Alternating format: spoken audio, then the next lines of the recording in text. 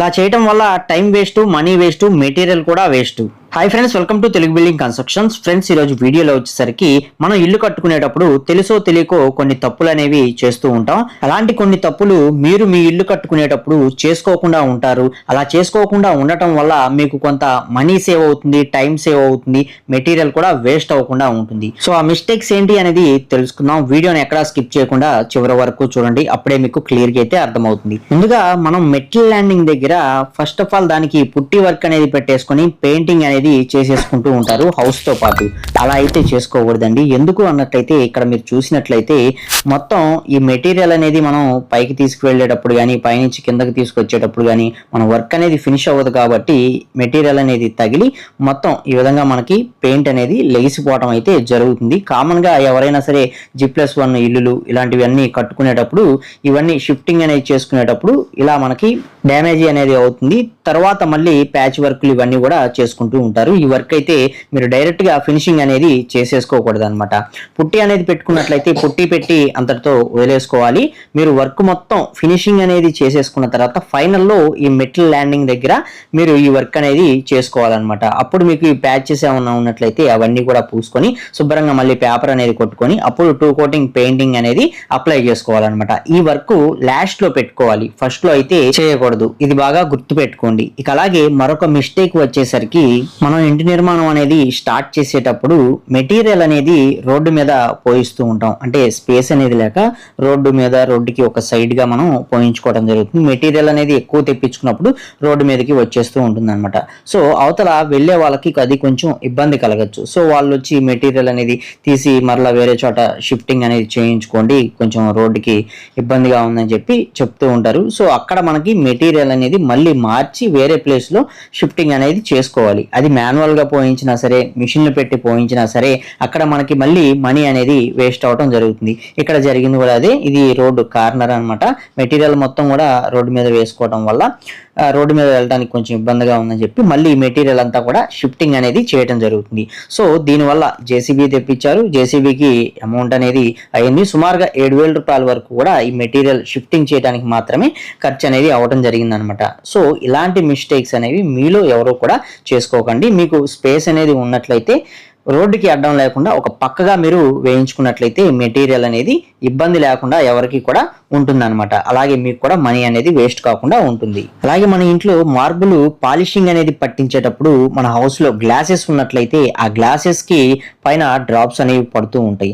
అలా చేసుకోకుండా ఇక్కడ కబోర్డులు చూసినట్లయితే ఈ కబోర్డుల పైన కూడా డ్రాప్స్ అనేవి పడినాయి. సో ఈ కబోర్డులు నో ప్రాబ్లం, వీటిపైన కవర్లు అనేవి ఉన్నాయి, ఇవి తీసేసుకుంటాం కాబట్టి ఇబ్బంది లేదు. ఇక్కడ చూసారన్నట్లయితే గోడ 2 కోటింగ్లు అనేది పెయింట్ అయిపోయింది. సో ఈ గోడ మీద కూడా మనకి ఈ డ్రాప్స్ అనేవి పట్టడం జరిగింది అనమాట. సో ఇలా పడకుండా ఉండాలి అన్నట్లయితే మార్బుల్ ఏదైతే ఉందో ఈ మార్బుల్ కి సంబంధించి పాలిష్ అనేది పట్టే వాళ్ళు గోడలకి పేపర్స్ అనేవి అంటించుకొని వర్క్ అనేది చేయాలి. లేదు అన్నట్లయితే ఈ విధంగా డ్రాప్స్ అనేవి పడతాయి. అలా డ్రాప్స్ అనేవి పడినప్పుడు మళ్ళీ అదంతా కూడా వర్కర్స్ ని పెట్టి మొత్తం క్లీనింగ్ అనేది చేయించుకోవాలన్నమాట. అక్కడ మళ్ళీ ఏదైనా పెయింట్ అనేది బాగా రాలేదనుకోండి, మళ్ళీ పెయింటింగ్ కూడా చేసుకోవాల్సిన అవసరం అయితే ఉంటుంది. సో దీనివల్ల మనకి టైం వేస్ట్, అలాగే మనీ కూడా వేస్ట్ అయితే అవుతూ ఉంటుంది. ఇక్కడ చూసారన్నట్లయితే కబోర్డ్స్ కి కొన్ని కింద పేపర్స్ అనేవి చించేయడం జరిగింది. చింపేసిన వాటిపైన ఈ ఏదైతే మనకి మార్బుల్ డ్రాప్స్ ఉంటాయో ఇవన్నీ కూడా పట్టడం జరిగింది. సో ఇదంతా కూడా మళ్ళీ క్లీనింగ్ అనేది చేయించుకోవాలన్నమాట. సో ఇక్కడ టైం వేస్ట్ అవుతుంది, అలాగే వర్కర్స్ కి మళ్ళీ అమౌంట్ అనేది పే చేయాల్సి వస్తుంది. సో ఇలా అవ్వకుండా మీ ఇంట్లో మీరు జాగ్రత్తలు అనేవి తీసుకోండి. పేపర్స్ అంటించినట్లయితే ఈజీగా అవి చింపేసినట్లయితే మనకి మొత్తం నీట్ గా అనేది కనిపించడం జరుగుతుంది అనమాట. ఇది మీరైనా అంటించచ్చు, లేదన్నట్లయితే మార్బుల్ ఏదైతే మనకి పాలిషింగ్ అనేది చేస్తారో వారికి చెప్పినట్లయితే వారైనా అంటించి వర్క్ చేసినట్లయితే మన ఇంటికి ఎటువంటి ఇబ్బంది లేకుండా, ఇలాంటి తప్పులు అనేవి జరగకుండా పర్ఫెక్ట్ గా వర్క్ అనేది రావడం జరుగుతుంది. ఇంకా అలాగే మరొక మిస్టేక్ వచ్చేసరికి స్లాబ్ లో అయితే జరుగుతూ ఉంటాయండి. కామన్ గా స్లాబ్ లో ఏం జరుగుతాయి అన్నట్లయితే మీరు ఇక్కడ చూసినట్లయితే వాటర్ మొత్తం కూడా ఈ చివరున్న వాటర్ అంతా కూడా ఫ్రంట్ కి అయితే వెళ్ళిపోవాలి. సో ఫ్రంట్ కి వెళ్లకుండా బ్యాక్ అయితే వెళ్ళడం జరుగుతుంది. సో దానివల్ల మళ్ళీ కాంక్రీట్ అనేది బ్యాక్ సైడ్ వేసి స్లాబ్ ఆల్రెడీ సగం వేసారు. వేశారు. వేసిన తర్వాత మళ్ళీ వాటర్ అనేవి బ్యాక్ వెళ్తున్నాయని చెప్పి తెలుసుకొని ఆ బ్యాక్ నుంచి మొత్తం కవర్ చేసుకుంటూ రావడం జరుగుతుంది అనమాట. సో ఇలా జరగకుండా ఉండాలన్నట్లయితే ముందుగానే రాళ్ళు వీళ్ళు కొలతలకి పెట్టుకొని పర్ఫెక్ట్గా అయితే వేస్తూ ఉంటారనమాట. సో స్లాబ్ పైన ఒకళ్ళు ఉండి ఆ రాళ్ళనే ఏమన్నా జరుగుతున్నాయా అనేది ఒకసారి అబ్జర్వ్ చేసుకుంటూ ఉండాలి. వీళ్ళు కాంక్రీట్ అనేది పోస్తూ ఉంటారు, వీళ్ళు వేస్తూ ఉంటారు, బట్ ఆ రాళ్ళు అనేవి కొంచెం జరగకుండా పర్ఫెక్ట్గా ఉన్నాయా లేదా అనేది 1-2 సార్లు మీరైనా చెక్ చేసుకోవాలి. లేకపోతే ఎవరైతే స్లాబ్ అనేది వేస్తూ ఉంటారో మేస్త్రులు వాళ్ళైనా సరే ఒకసారి చెక్ చేసుకుంటూ ఉండాలన్నమాట. సో అలా చెక్ చేసుకున్నట్లయితే ఇలాంటి పొరపాట్లు అనేవి జరగకుండా ఉంటాయి. ఇప్పుడు ఏం జరిగింది అన్నట్లయితే చూస్తున్నారు కదా, మొత్తం మళ్ళీ లెవెల్ చేసి వాటర్ అంతా కూడా ఫ్రంట్కి వెళ్ళేటట్టు, ఎక్కడికైతే మనం వాటర్ వెళ్ళేటట్లు హోల్ అనేది పెట్టుకుంటాము అక్కడికి వాటర్ అంతా వెళ్ళేటట్లు మళ్ళీ రీవర్క్ అనేది చేసుకోవడం జరుగుతుంది అనమాట. సో ఇలాంటి మిస్టేక్స్ అనేవి జరగకుండా మీ హౌస్ లో జాగ్రత్త పడతారని ఈ చిన్న వీడియో రూపంలో మీకు తెలియజేయడం జరుగుతుంది. సో దీనివల్ల మనకు టైం వేస్ట్ అనేది అవటం జరుగుతుందండి. ముందుగానే చూసుకున్నట్లయితే నార్మల్ గానే మనం ఫినిష్ చేసుకోవచ్చు. సో ముందు చూసుకోలేదు కాబట్టి కొంచెం టైం వేస్ట్ అనేది అవటం జరిగిందనమాట. అలాగే మరొక మిస్టేక్ వచ్చేసరికి మీరు ఇక్కడ చూసారన్నట్లయితే రూమ్ కి కింద వైపు కూడా మనకి గడపలు అనేవి రావటం జరిగిందనమాట. జనరల్ గా ఏంటన్నట్లయితే మనం హౌస్ లోపల కట్టుకునే రూమ్స్ అంటే బెడ్రూమ్ రూమ్స్ కావచ్చు, అలాగే కిచెన్ దగ్గర ఉండే రూమ్స్ కావచ్చు, వీటికి కింద వైపు మనకి గుమ్మాలు అనేవి పెట్టుకోవాలన్నమాట. ఎందుకు అన్నట్లయితే ఆ రూమ్ నుంచి ఈ రూమ్ కి మొత్తం మార్బుల్ గానీ టైల్స్ గానీ మనం వేసుకుంటూ ఉంటాం.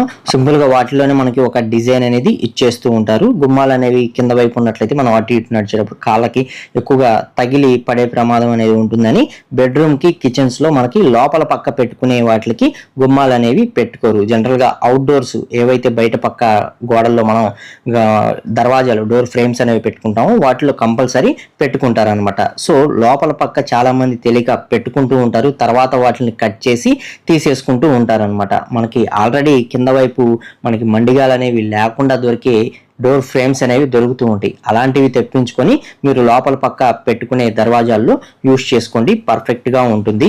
లేదు అన్నట్లయితే ఖచ్చితంగా అవి ముందు మీరు ఏదైతే మార్బుల్ అనేది చేసుకుంటారో అప్పుడైనా సరే వాటిని మళ్ళీ కట్ చేయాల్సిన అవసరం అయితే ఉంటుందన్నమాట.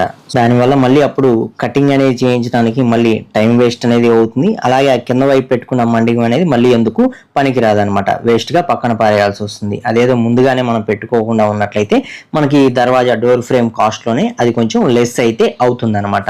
ఇది ఒక మిస్టేక్ కూడా చూసుకోండి. చాలా మంది తెలియక పెట్టి చేసుకున్నారు, తర్వాత మళ్ళీ కటింగ్ అనేది చేయించి తీసేసుకుంటున్నారు అనమాట. చాలా హౌసెస్ లో ఇది రిపీటెడ్ గా జరుగుతూ ఉంది, అందుకే మీకు ముందుగానే తెలియజేయడం జరుగుతుంది. ఇక అలాగే ఇలాంటి మిస్టేక్ బీమ్స్ దగ్గర ఎక్కువగా జరుగుతూ ఉంటుందండి. ఇది కూడా ఒకసారి చెక్ చేసుకోండి. దీనివల్ల కూడా మనకి టైం వేస్ట్, మనీ వేస్ట్ అనేది అవుతూ ఉంటుంది అనమాట మెటీరియల్ పరంగా.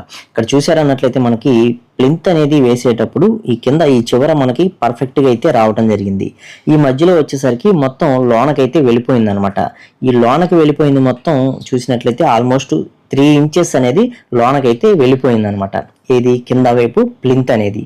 సో ఇది మీరు ముందుగానే ఒక దారం అనేది తీసుకొని ఆ ప్లింత్ ని కరెక్ట్ గా ఉందా లేదా అని చూసుకున్నట్లయితే ఈ తప్పు అనేది జరగకుండా ఉంటుంది. సో ఇంత ఇప్పుడు మనకి దీనికి సున్నం అంటే మనకి సిమెంటు ఇది మాలంతా మిగిలినప్పుడు దీన్ని కొంచెం కొంచెంగా కవర్ చేసుకుంటూ వస్తారు. కవర్ చేసుకుంటూ వచ్చినా అది సున్నం ఇసుక కలిపిన మిక్సింగ్ అవుతుంది కానీ కాంక్రీట్ అయితే అవ్వదన్నమాట. సో ఇది మీరు ముందుగానే బీమ్స్ అనేవి వేసుకునేటప్పుడు చెక్ చేసుకున్నట్లయితే పర్ఫెక్ట్ గా వస్తుంది, ఎటువంటి ఇబ్బంది అయితే ఉండదన్నమాట.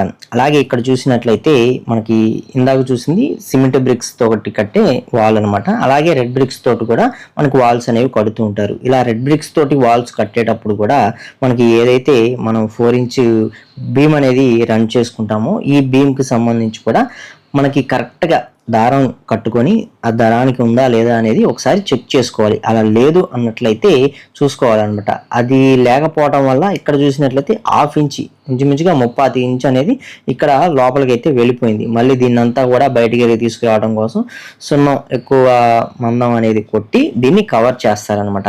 ఇలా ఈ మిస్టేక్ కూడా అవ్వకుండా ఉండాలన్నట్లయితే ఒక దారం కట్టి ఆ దారానికి మీరు ఈ బీమ్స్ అనేవి రన్ చేసుకున్నట్లయితే పర్ఫెక్ట్ గా మీ ఇంటి కట్టుబడిలో ఈ వర్క్ అనేది రావడం జరుగుతుంది. దీనివల్ల కూడా మనకి టైం వేస్ట్ అవుతుందా? అలాగే మెటీరియల్ పరంగా వేస్ట్ అవుతుంది. అలాగే మరొక మిస్టేక్ వచ్చేసరికి చాలా మంది కరెంటు స్విచ్చెస్ అనేవి తీసుకుంటూ ఉంటారండి.